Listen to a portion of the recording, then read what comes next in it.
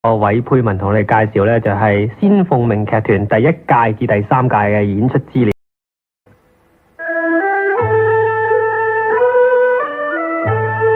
1956年6月18日，仙鳳鳴劇團正式喺利舞台作第1屆公演。粵劇紅伶任劍輝、白雪仙、梁醒波、鳳凰女、蘇少棠、陳浩球、白龍珠、英麗妮、李學優演出《紅樓夢》、範馬記、唐伯虎點秋香等名劇，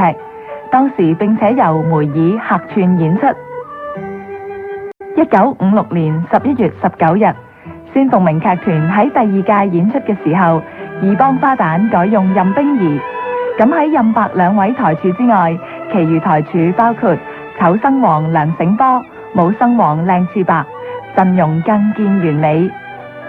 仙姐提議唐滌生改編明朝湯顯祖所著《玉茗堂四夢曲》之一《還魂記》，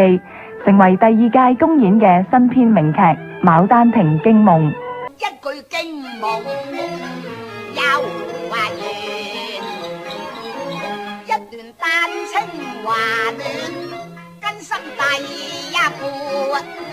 早年啊。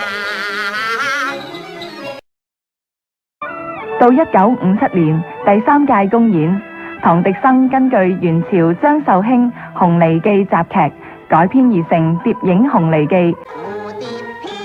翩飛來，只因我腦筋。而新春期間並選演《花田百喜》《跨鳳成龍》等劇。紅伶任劍輝、白雪仙同名編劇家唐滌生嘅合作，早於仙鳳鳴劇團成立之前已經開始，但係仙鳳鳴劇團嘅成立就為呢一群藝術工作者寫下見證嘅一頁。